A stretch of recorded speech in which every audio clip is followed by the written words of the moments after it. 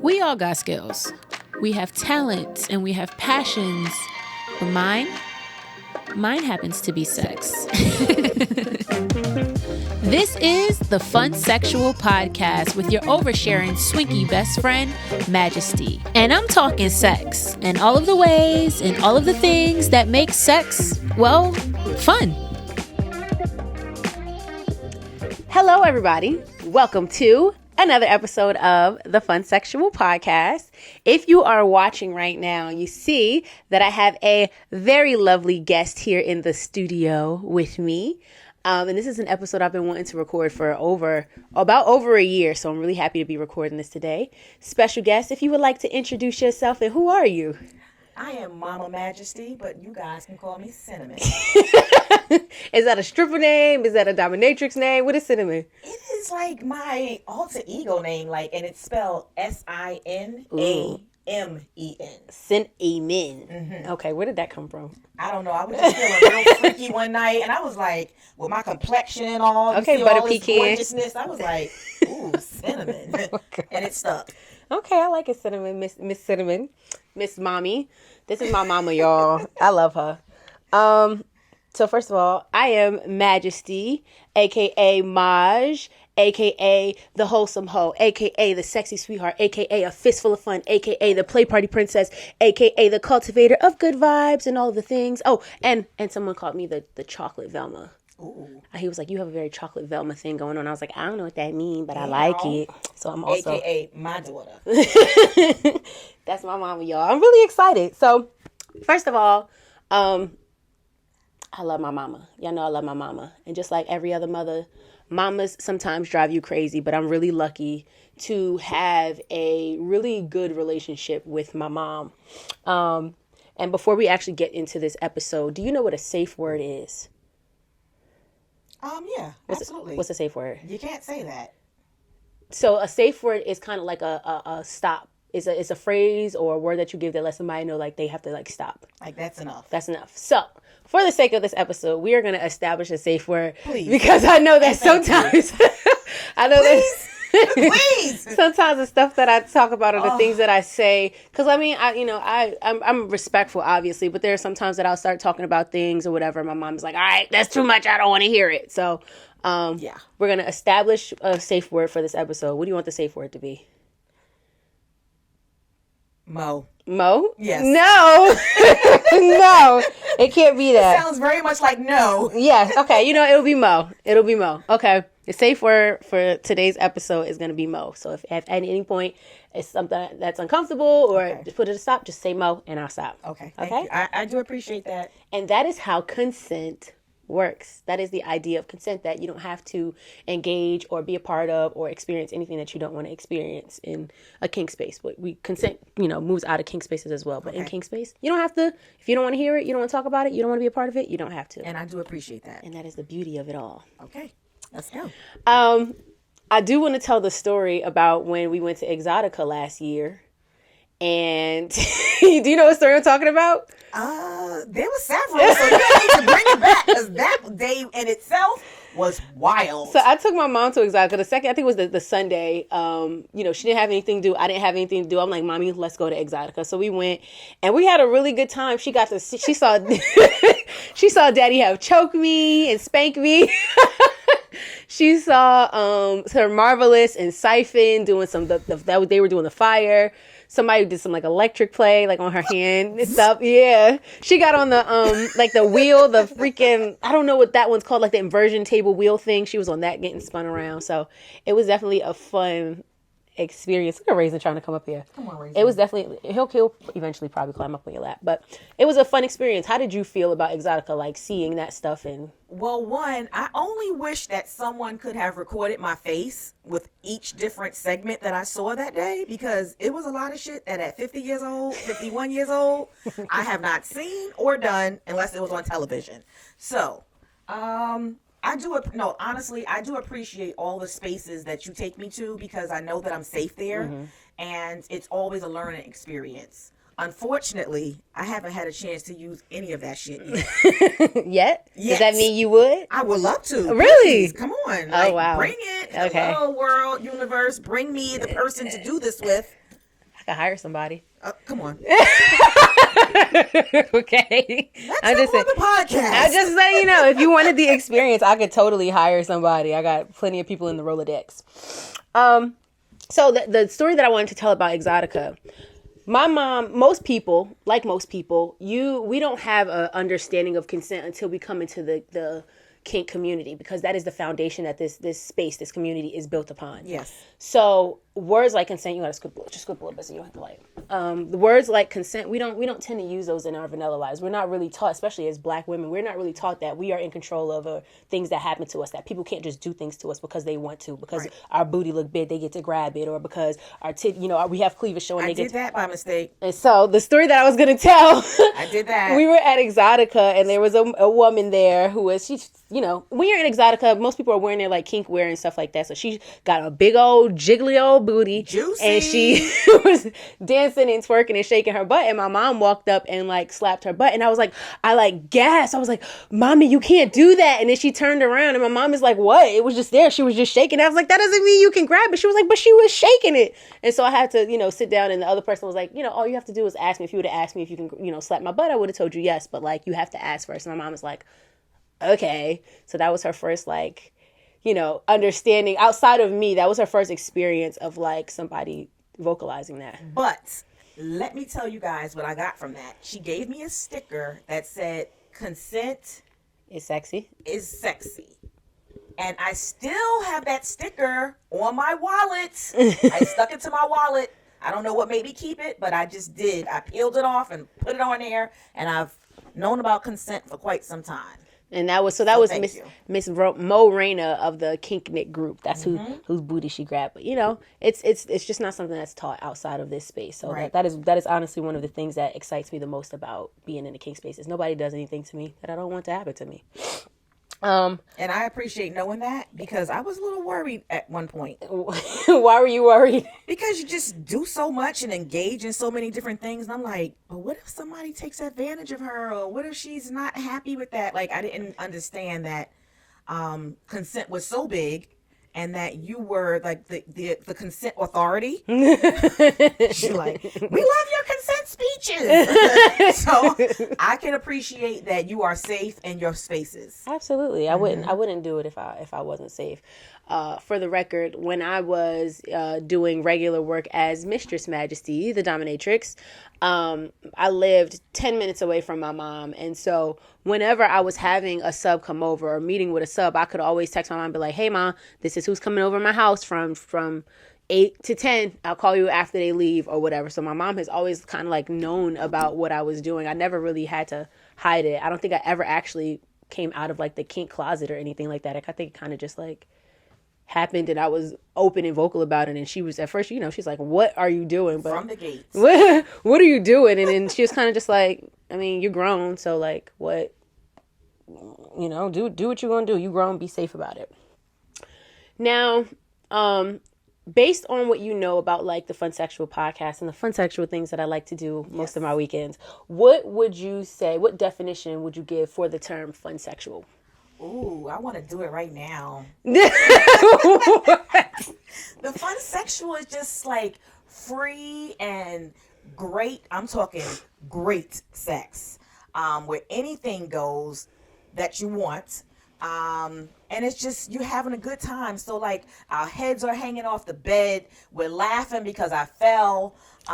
It's hard, it's soft, it's rough, it's tight, it's loose, it's wet, it's dry, and gets juicy. Like, the Funsexual is all of the shit that I want in my life for the rest of my life, because I had a lot of sex, but I don't know if I already had so much fun sexual sex. So that's the next chapter in my life. Okay. I'll take that. Raisin likes to pop up in the episodes every so often. And today he is up. He is ready to go. I like your definition of Funsexual. I can get down with that. The definition that I've given to Funsexual is the basis of my sexual experiences is fun, is pleasure. The basis of my sexual experiences are not, reproduction. It's not to make money. The basis of my sexual experiences are fun. So if I meet somebody and I have a good vibe with them and I think that I could have fun in the hour that we're going to spend, the 40 minutes that we're going to spend, in the next 2 months that we're going to spend, that's kind of where I'm going for it. I'm here for the experience. And so that's where the term Funsexual came from. Love. So I had my mother take the BDSM test. Oh boy. Because, or Miss Cinnamon. I'm sorry, Cinnamon. Thank you, man. Thank you. I had Cinnamon take the BDSM test because I just kind of wanted to know where my mother fell. She, hears about stuff. We talk about stuff. She sees me with different toys and tools. And sometimes she just like, yo, what the hell is this? Like, I don't even want to know. I don't even want to know. But I needed to know where my mom fell because I feel like everybody got a little kink to them. A little freak nasty. Everybody got it a little bit in there, even if it's low grade kink and something like that. Everybody has it. So I had my mom take the BDSM test, and I wanted to see where she fell. I'm nervous. This is going to be my first time hearing this, guys. This is going to be her first time hearing about her results. But your top 3 were switch at 86%, experimentalist 84%, and submissive 82%. Those were your top. You're gonna have to break those down for me. I was about to, and now we're gonna take the BDSM test. Oh boy. What do you think the term switch means? I also identify as a switch. If you identify as a switch, and because I know who you are, sometimes you are the initiator and sometimes you're the giver. The giver or the receiver. So, kinda, but not really. A switch is someone who is both dominant and submissive. Okay. And can switch in and out of those roles. Okay. So that's your highest one. Your second one is experimentalist. What do you think experimentalist is? You're willing to try anything. Yes. Experimentalist is also very high on my BDSM test. And your third was submissive. What does submissive mean? Being a little docile, letting somebody else take control. I can do that. I was about to say, do you see that in yourself? I can do that. Hell yes. I'm tired of being the one riding on top all the time. Like, sometimes I want to fall the fuck back. Tell me what you want, Daddy. Oh my gosh. I'm just here for it. Mo. Mo. Oh my gosh. But even in BDSM, submission isn't always just first of all, BDSM gets this rap for it being like this inherently sexual thing all the time. Mm-hmm. BDSM isn't even always sexual. Okay. So, remember yesterday when I was showing you the pictures of me and rope? Mm-hmm. That is still considered BDSM. That was a form of bondage, that rope, but it wasn't anything sexual. Those aren't people that I'm sexually involved with or anything like that. So, all of BDSM and all of kink and all of those things are not always inherently sexual. Yes. So, you can be submissive and it not even be a sexual thing. You could be submissive in your relationship. You can be submissive in your work. You can be submissive. Right, I get that. So just something to throw out there. A couple other terms. I'm gonna test your knowledge and see where you at. Okay. What do you think a voyeur is? A person who likes to watch. Boom. Okay. All right. What do you think a masochist is? A person who likes to perform hard and rough sex. So a masochist is someone who enjoys pain. Okay. That's not me. Let me see. Your masochist was 15%. That's low on yours. Okay. What do you think a rigger is? Shit in construction. I have no idea. A rigger is somebody who does the rope tying. Okay. Where the person who would bottom for a rigger would be called generally like a rope bottom. Okay. What do you think a sadist is? A person who likes to hurt other people? A person who enjoys inflicting pain. Okay. What do you think a pet is? Well, Raisin clearly is a pet, but let's see. A pet is someone who maybe likes to be in cages or dominated in ways that's a little bit more controlling from someone.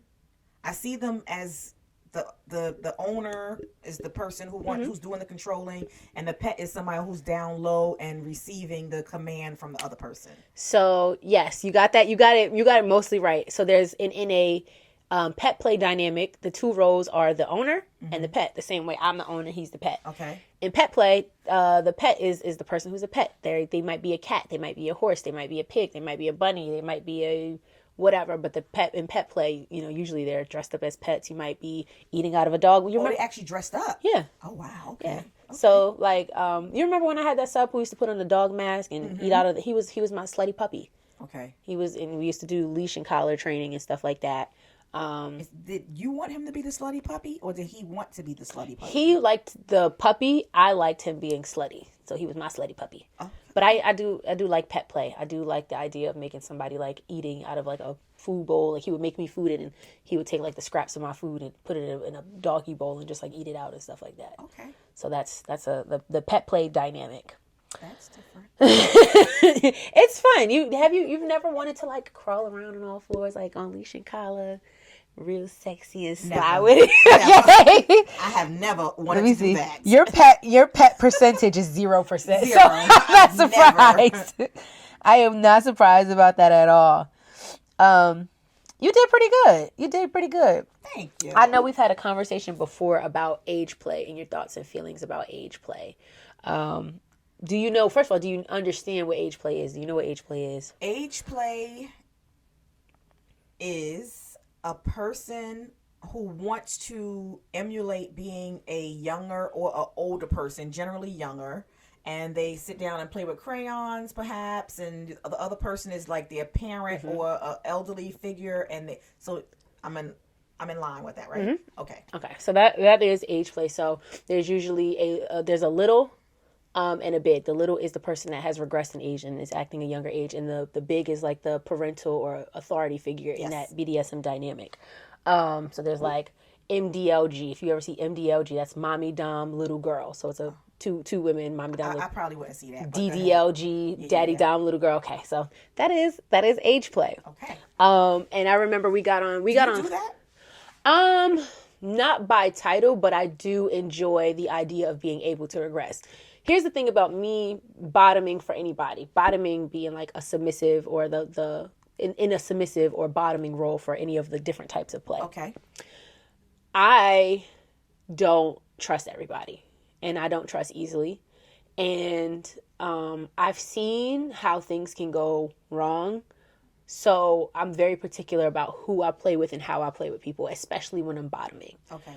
Because somebody who isn't aware of consent, somebody who isn't mindful of how these things work, can take that control and can take that power and run with that. Okay. So when you are bottoming or being a sub for something, you go into, the idea for most people is to go into subspace. Subspace is like this headspace where you're it almost feels like you're high. It's like a floaty, like happy, like bubbly, kind of like giddy. Like shrooms?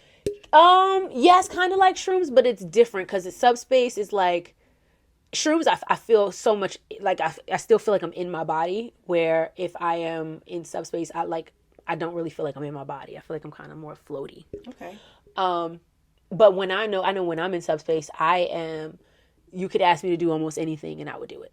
So that's why I don't like to give that control or that power to a lot of people. Respectfully. I would love to be in a dynamic with a mommy dom or a daddy dom. But again, if you're going to be my daddy, you need to have been trained to do this, do the things that I want to do. I need you to have experience. I need you to have references. Like I'm very picky about that stuff. So it's not something that I really have gotten to explore much. But it is something that I do want to explore because the idea of being able to regress is nice. I really do like the idea of being able to regress. It's something just so sweet and kind about being, giddy and childlike. But I also think that part of that for me stems from me not having a relationship with my father. Hate to turn this into an episode about daddy issues or anything, but I think that I know that I've always wanted that, that like male authority figure in my life. Like I don't have brothers. And love from them. Yes, and love from them. Like I don't have a male authority figures. I don't have brothers. I don't really have male cousins and stuff like that. So our family is like all women. 95%. We have a lot of women in the family and not a lot of men. So like I do want that experience, and this is the space that I can get it in, and I'll take it. Okay. Yeah. I'd like to think that that's where that stems from for me, but who the heck knows? So, A couple years ago, I know I've told this story a few times on the podcast. What you laughing at? I can't even imagine what you're gonna say next. A couple years ago, for it. I took my mom to hedonism.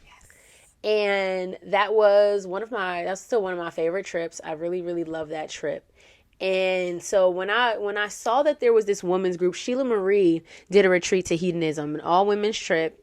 And when I saw that, there were still openings. I had just finished reading a book called Pussy, a Reclamation, and it had me in my bag and in my feelings. And I was like, I need to take, control of my power and do the things that I want to do. And you got to put out to receive and all this kind of stuff. So I booked the trip. I called my mom. She was at work. I said, Mom, I want to take you to Jamaica in June. Are you able to get these dates off? And she was like, yeah. I said, all right, I'm going to book it.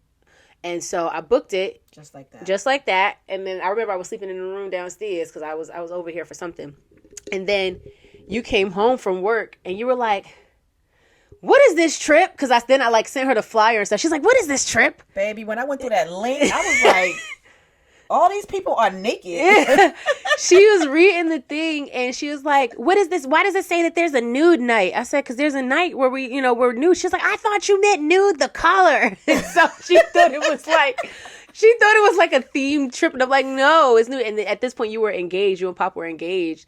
And you were like, you trying to get me divorced before I even get married. And I was like, no, like go talk to him and see if you can go. That wasn't my intention. And I honestly, I didn't even really think nothing about it. Cause I'm like, we're going to be naked on the beach. Like everybody gonna be naked on the beach. But baby, he was on board. He was like, go and have a great time. And we definitely did. Do you want to tell the story about when we first got there? We walked to the nude side of the beach. So I'm trying to fit in, but I'm not quite ready to take off all my clothes yet, right? So I put on a little bathing suit top and a sarong. I'm figuring this is good enough. I got a little midriff hanging out. Not ready yet, but in case I do get ready, I could just take my top off, but I'm not taking off my bottom yet. We go over to the nude side, baby. It was like crossing over from like sand straight into the water, like in the beach. Like I'm wet now. I'm over on the other side and I'm like looking and I'm trying not to stare, but I can't help but to stare. And I see all types of shit going on.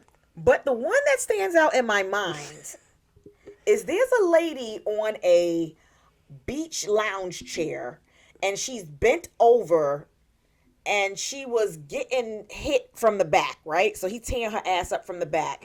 And then she lays down and he's standing up above her, I believe, and she's giving him head. And I'm like, what the hell is going on over here? So I didn't know with hedonism that you can do all this shit outside. But clearly that's the space and the place to do all your down and dirty, come out the closet, do what you want to do, and don't have to worry about it. There were no phones allowed because I promise you I wanted to dig in my bag and get my phone out. But there was no phones allowed, which is very respectful, and I appreciate that because the shit that I saw that went on at hedonism, I want to go back with somebody at this point. You don't want to go back with me? No, I want to go with a man. I could be your man, girl. No, baby. You might be daddy mode to somebody else, honey, but you done came out this coochie. Daddy Maj. Oh my God. All right, fine. Oftentimes, people ask me like, how are you able to be so open? How are you able to be so free? And I give primarily two reasons, but one of the first reasons that I give is like, the only person whose opinion I was ever really like worried about or like cared about like what they think honestly was you. So once I was able to like not feel shame around the stuff that I was doing, because it was like you were always just kind of like, be smart, be safe, kind of, and do your thing. I was able to kind of just be like, all right, whatever. If my mom was cool with it, then like I don't care about what the rest of all y'all got to say. That part. So how did we establish a relationship where we were able to be, open, and I'm able to come with you with my stuff sometimes? Well, honestly, I can recall not being able to talk to my mother about things. And so I'm 51. And growing up in the 80s, it was a time where you were supposed to be saw and not heard. So I was never able to talk to my mother about things. And then as an adult, it kind of transcended into my adulthood where, I could be speaking about something as a 40-year-old woman. And she was like, don't talk like that around me. And I'm like, damn, I'm a grown fucking woman with kids and a husband. And I still can't say this shit around you. Like, come on, like, ease up, lighten up. So I knew that I never wanted that for my children. And even when you and your sister were in, say, grade school, I always said that you can tell people exactly how you feel, just do it with respect. You know what I mean? So it's not what you say, it's how you say it. Not just that, but you could say it nasty too. But have respect for the people who you are speaking to, because everybody's not going to be in the space that you're in. So if you need to curtail some things, you can do that and still get your point across. You can still make them feel comfortable so that you can be heard. Because if you come wrong, they're not going to hear you at all. They're not even going to want to know what you have to say. So I respect that you have always been very outspoken. And I know exactly who you are as a human being. And I want you to be able to, I want to call you a friend. We have gotten past the point where you were just my daughter. Now you're my friend. And so we can talk about stuff. Give me some sugar. I love you. I love you too, lady. What point do you think we crossed that threshold of from being mother-daughter to being friends? Because I know when it happened for me in my mind. I never thought about that. So I would probably say when you were in college. Me too. I would say it was when I got to college, my first 2 years in college, I stayed on campus.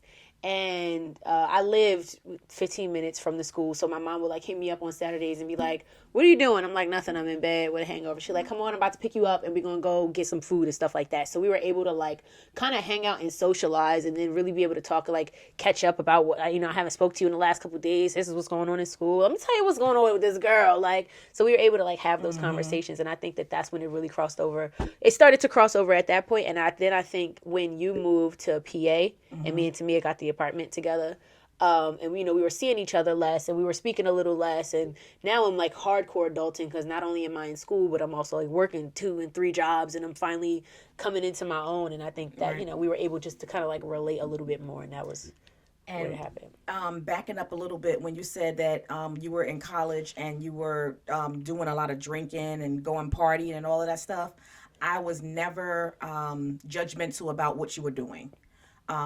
I just said, be careful, enjoy yourself, because that's what the experience is about. To me, college is not just about education. It's also about the experiences that you're going to have, that you probably, your introduction to adulthood, and being away from your parents, having to make wise decisions for yourself.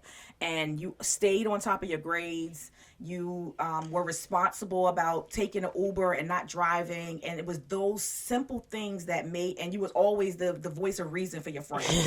Mama so Maj. That was, and Daddy Mo. And Daddy Mo, Daddy Maj. Daddy Maj. Daddy Maj. So, it was like, that was the time for me that I knew that this girl is wild as hell, but she also has a great mind and she's responsible. So that was important to me. I'm glad. So I asked people on Instagram if they had any questions for you. And so I'm going to ask the people's questions. Okay? I'm having a hot flash. Okay. Goody. How do you explain the Funsexual and my lifestyle and my podcast and the things that I do to people if it ever comes up? Has it ever come up? Have you ever had to? The people who know you and your podcast already know, so I never have to explain it. And to be quite honest with you, I try and veer away from explaining it to people who are not open. Because I don't want them to go there and judge you. That's always like a concern of mine. As a mother, as your friend, I am a mama bear. I have the shirts and the pins to prove it. I don't like nobody fucking with my family. Don't do that. And especially my children. Even my relationship with my mother. If she says something sidebar about my children, I'll be like, yo, those are my children. Tread lightly. So those, I'm very protective. So I really don't explain the Funsexual to anybody. If they get it, welcome. This is an experience. But if they don't know, I don't explain it. Okay. That's fair. What are your top 3 tips for raising an authentic human? Ooh. Communication, for sure. Honesty, when your children come to you and ask you something, if you don't know it, you had better go and find out and come back to them, because they're going to ask somebody else and that person may give them the wrong answer. Mm-hmm. And just having fun. You have to have fun with a person for them to want to continuously engage with you. Do you think that our relationship when me and Tamir were younger, what I guess what at that point when we were younger was important? Like, what were the values that were important to you to instill in us? Hard work, cleanliness, and I'll explain that later. Hard work, cleanliness, and education. Those were my 3 foundations, because the hard work, if you work hard, hopefully you'll be able to play hard, because none of us have cheap taste, and what you want costs money. So you have to get the education, get the experience, so that you can support your lifestyle. Cleanliness, because cleanliness is close to godliness. And honey, some people they are fabulous, and you walk in their house and you like, what the hell? That was never a good combination for me. And then what was the last one I said? Hard work, cleanliness, and education. Well, the education kind of merges with the first one, but yeah, you have to have the education about something. You have to be skilled in something, just to know who you are and what you believe in, and just having a passion in anything. Yeah, you have in life. to have a passion about something. So yeah, that was important. Okay. Now this question, I'm going to reword it from the way that the person asked it. I call myself a hoe. I call myself the wholesome hoe. Okay. I call myself the sexy sweetheart, amongst other names. Mm-hmm. How do you feel knowing that you raised a self-proclaimed hoe? And what do you think a self-proclaimed hoe, what do you think that means? I don't like it. It sounds very promiscuous. Mm-hmm. Although that is a space that you put yourself into willingly. Mm-hmm. But it just doesn't feel good. I don't like it. Okay. That's fair. So I have used the terms hoe, slut. I don't use whore, because to me whore means you make money doing it, and that's not my life. But I use the terms hoe and slut kind of interchangeably for myself, because I can remember a time when I was in like 7th and 8th grade. I wasn't even having sex yet. I had really kissed my first boy in either 7th or 8th grade. And I can remember a time where people called me a hoe. Mm-hmm. And I'm like, I ain't even doing nothing yet. Like, I barely got a boyfriend. Like, I don't see boys. Nobody's fondling my boobs. Like, I'm literally doing nothing, and I was already getting called a hoe. So once I realized that, getting into high school and college, I'm like, you don't even have to actually be doing anything to be called a hoe. People can perceive you the way they want to, based on the way that you walk, the way that other people look at you, the person you was on the phone with last night, the 3 people in your top 8 on MySpace, and will call you these names anyway. Right. So why not? If you're gonna call me that, I'll be that. That's fine. But you also don't know what I'm actually doing. Right. I know a lot of people who listen to the podcast or follow me on social media. I think people probably think that I'm having a whole lot more sex than I'm actually having. I go out. I mean, at this point, I used to go out every weekend and go to parties and stuff like that. But just because I was at a party, I wasn't always having sex. Right. Even now, I probably have sex like twice a month for real. Like, I'm really not even out here in the streets like I would like to be. I would love to be out here in the streets, but that's just not my life right now. Okay. So using the word hoe is something that I've used to kind of reclaim the word.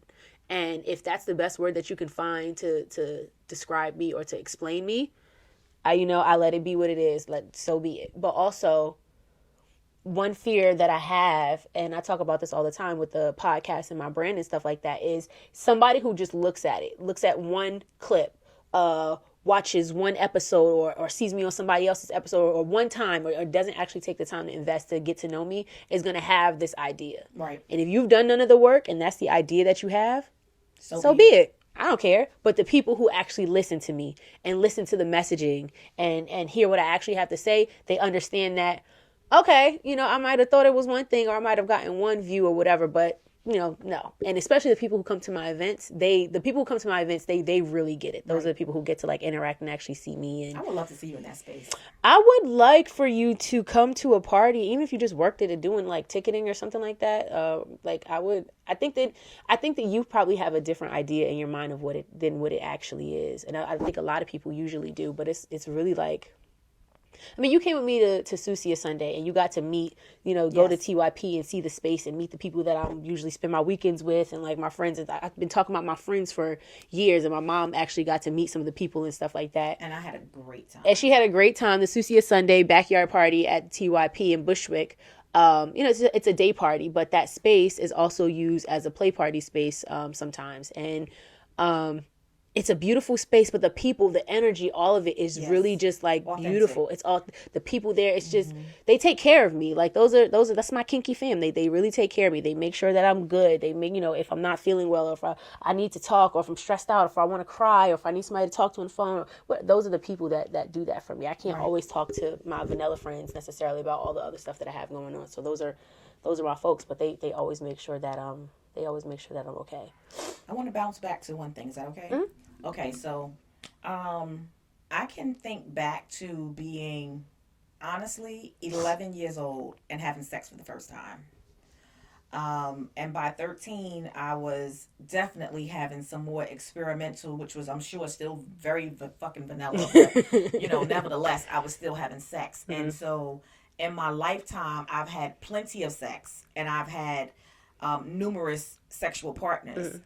And so using the word hoe, because we couldn't be flagrant about what we were doing, nobody would have really used that word. Mm-hmm. But looking back, I probably was a hoe back in the days, because who the hell is having sex at 11 years old? You know what I mean? Like, even being able to tell my mother that was something as an adult, I was still afraid to even say to her. So I told her a lie, told her I was 13 when I first did it. What fucking difference do it make? 11 or 13, it was still young. It's still very young, yeah. You know what I mean? So, yeah, people are going to perceive what they want, and you could be married to somebody for 25 years, but before you got with them, if you've had a flagrant lifestyle, people are always going to remember the docile. I'm sorry, people are always going to remember the bad part about your life instead of the good part. So, but even still, like, people use this term hoe and slut. They use these terms to try to like portray you in this bad way.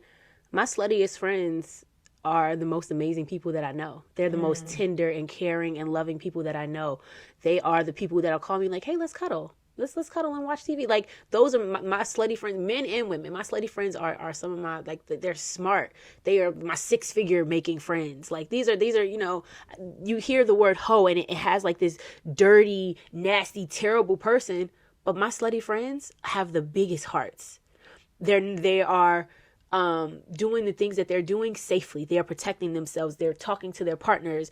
They're communicating. They're encouraging their other friends and other people to go and get tested. They're, doing the work. They're reading the books to make sure that their heart and their space and their mind is in the right place before they even let their energy interact with somebody else's. So they are having, if having a lot of sex makes you a slut, they are sluts. I'll be a slut, and that's fine. But these people are some of the most solid, self-aware, book smart, street smart. Like, these are some of the most amazing people that I know. They've had life experience. But they also, I think that there's a level of like risk analysis that you do. Yes, and when you are in these communities and in these spaces, you can get STDs, you can get pregnant, and people talk about energies and the exchanging of energies and all that stuff. And I'm not minimizing any of that stuff, but when you do the work, you do the research, you get tested, you have uncomfortable conversations with your partner, you can mitigate all of that stuff as best as you can. You can do a lot of things to not get pregnant. So you can erase that fear. You have having conversations with somebody, wearing protection, birth control. There's so many things that you could do. STDs, getting tested, having your partner get tested, being honest and open with your partner, again, wearing protection, different types of sex that you can have. Like, there's so many things that you can do, but people don't even acknowledge those things and have those conversations. People are so scared. They're not open-minded. They're scared to have conversations. Uncomfortable conversations. A lot of people, that's why I made the sex is not a bad word shirts, because a lot of people won't even say the word sex. People will say it, I did it, we hooked up. What are you talking about? I don't know what that means. You say you had sex. sex isn't a bad, it's not a curse. It's not a bad word. You were conceived because of somebody having sex. It's literally, next to breathing, sex is the most natural thing that human beings can do. And animals. Being mammals, period. Anything. Sex is the most natural thing that can come to us. We don't need clothes to do it. We don't need food to do it. We don't need anything. Our bodies can naturally just do that with nothing else. And it feels amazing. And it should. But we don't even talk about sex from a pleasure standpoint. We're just starting to get to a place where we're talking about sex from a pleasure standpoint. Because, I mean, even growing up, I remember you talking to me and to me about sex. And it was always kind of like talking about sex from a shaming, not so much shaming. I honestly wanted to, because I knew what I was doing as a child, and that I was a mother at 18 years old. I was trying to deter you from sex as much as possible. That's honestly what I was doing. Like, if you have sex, you're gonna get pregnant. Like, I just wanted you to be so afraid of sex, and I'm so sorry for that. Like, I really am. I'm serious.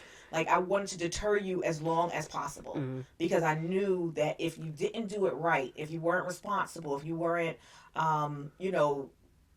just doing the right thing, that it could turn out to be a bad situation. And so that college may be off the table, and that, just having a wholesome life, a innocent, wholesome life could just be gone, swept away from you just like that. And I was trying my best to deter you. Yes. So I do remember us having conversations about sex and stuff like that. Like, I can remember even living at 1D and you being in the kitchen and sitting at the table when you would talk about sex or talk about like STDs and stuff like that. And it would definitely, you did talk about sex from a very more of a shaming, like a standpoint, and yes, to deter us from doing it. I can't really remember a time that sex was really ever talked about from like a pleasure standpoint. That was something that I kind of had to learn on my own, or that was something I had to learn from my friends, that sex is something that you do because it also feels good. That was something I had to learn as an adult, to be quite honest with you. I mean, sex, again, was not spoken about, and when you did it, you just did it to be doing it. It wasn't like, oh yeah, I'm doing this because it feels so great. I don't think I had my first orgasm until I was in my 30s. God damn. Yeah, like late 30s. Oh, wow. So it wasn't something that you really spoke about. You just did it. Do you remember that, your first orgasm? Yeah, I fucking cried. I want to have that today. I want to do that again. You cried? Yes. Boohoo wept cried? Or like just tear cried? Tear cried. No, actually, I did a little boohooing, and I would just like violently shaking. I remember my body violently shaking. I'm like, what is happening? And he was like, you having an orgasm? I was like, no, I had one before. He was like, no, you came before. You did not have an orgasm. I was like, I love you. Stay with me. Oh my God. So it wasn't something that was joyful. It was just something that you did, I missed out on so much. I think that is hilarious. I was just on Twitter yesterday. Somebody was like, I want to come so hard that I cry, and I laugh because I've had moments where I've had an orgasm and like a tear will fall, and I'll be trying to wipe it away, like, I ain't gonna let this nigga see this tear. I can't let him know. I can't let him know. I'm a thug. I can't be showing my soft side. But sometimes I've had a couple that I was like, whoo, gather yourself, roll over, just get some water, breathe. Honey, and that sleep after that orgasm be the best roll sleep over, ever. Knock out. I'm happy to have had you on this podcast. I'm happy to have you as a friend and as my mom. I'm a thug, and so I'm not going to be all emotional and whatnot. But, thank you for just being accepting and being open and allowing me to make my mistakes. And, I'm going to make more. I'm going to make plenty more, but allowing me to, like, make my mistakes and not being like judgmental. And not really stopping me from making the mistakes that I need to make in life, because I think that like matters. Okay, so on that note, I'm going to share with you guys the very first time that I saw my daughter in a subspace. Subspace or in dom space? Okay, dom space. I'm sorry. Pardon me. Okay. In a dom space. Oh, I remember what you're talking about. So, the first time that I saw my daughter in dom space, as Mistress Majestyyy. Honey, she told me that she was meeting someone and he was going to pay her to kiss her feet. And I was like, that's bullshit. Ain't nobody paying you. I didn't know that. That's not what I said. I said I was meeting somebody for a cash meet. I was meeting somebody for a cash meet. But go ahead. But I thought that he had a foot fetish. I don't think that guy had a foot fetish. No, I don't think he had a foot fetish. Oh, that was okay. So maybe that was someone else. But I have a lot of these stories stored up in my brain. But she tells me that she's gonna meet him. I'm like, I just need to see. She's like, but Mom, you can't just be like here. You can't just be here. I'm like, I'm gonna be a little bit away, but I need to see what's going on.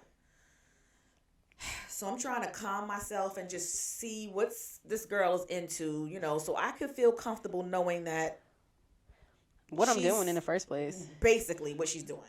Okay, so the guy pulls up.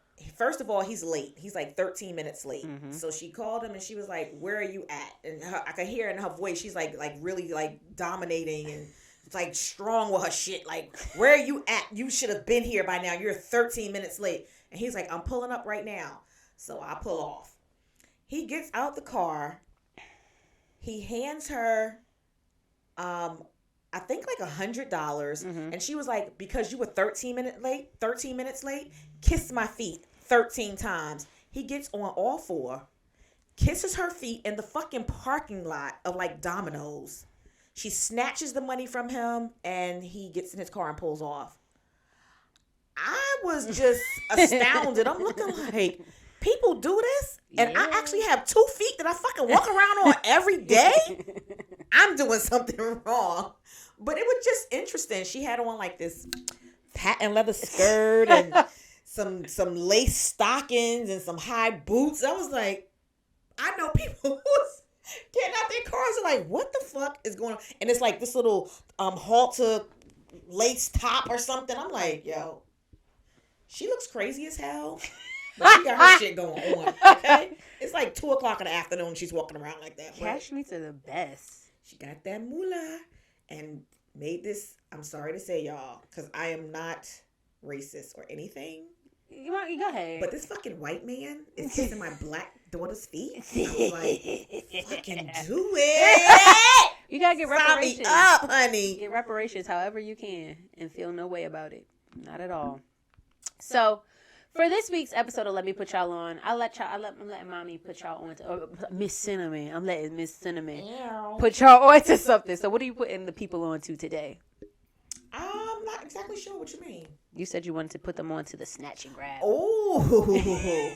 So let me just tell you guys about my little signature move, because I have always, and I do mean always, gotten rave reviews for this. You know what I have in my notes right here? She gets rave reviews. But go ahead. So this is called the snatch and grab. Mm-hmm. Now it sounds very violent, and it could be, but it's also very sensual and memorable. So here I go, laying on the bed on my stomach, right? And he is penetrating me from behind in my vagina. Mm-hmm.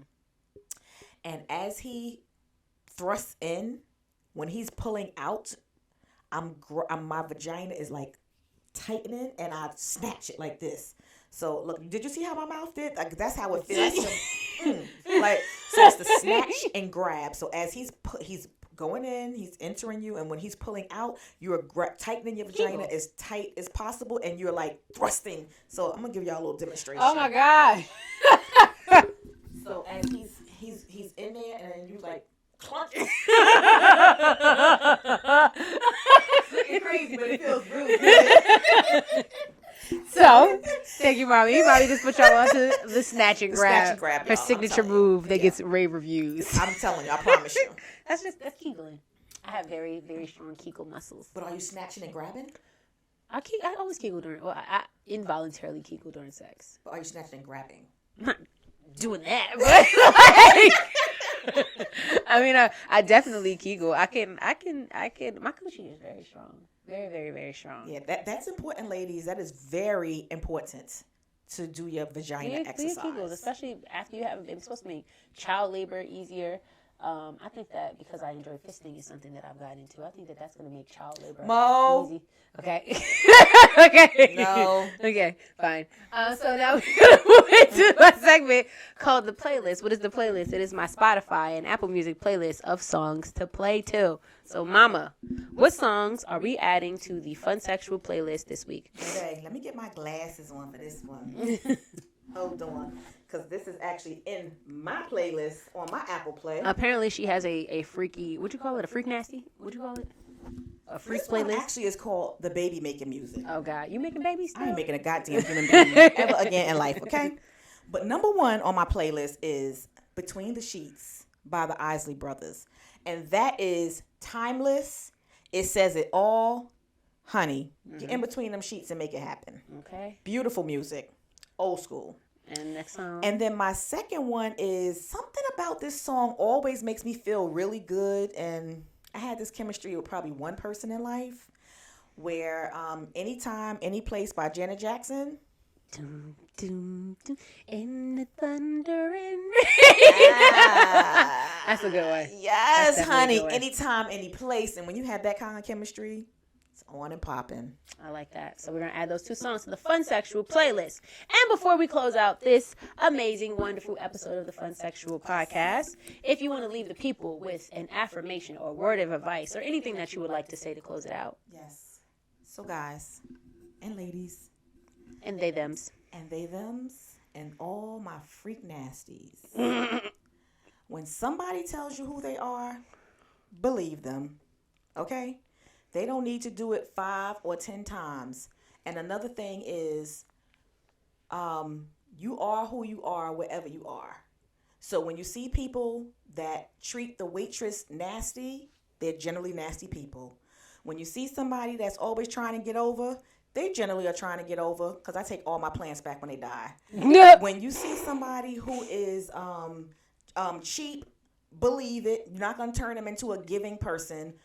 Learn who people are, accept who they are, and either take them or leave it. Period. That's that. All right. So that is the end of this episode of the Funsexual podcast. I loved it. Thank you, Cinnamon, Mommy, and all the things. Thank you, And so we're going to piece it out. Deuces. And we're gonna give it a little heart. Ew. Love.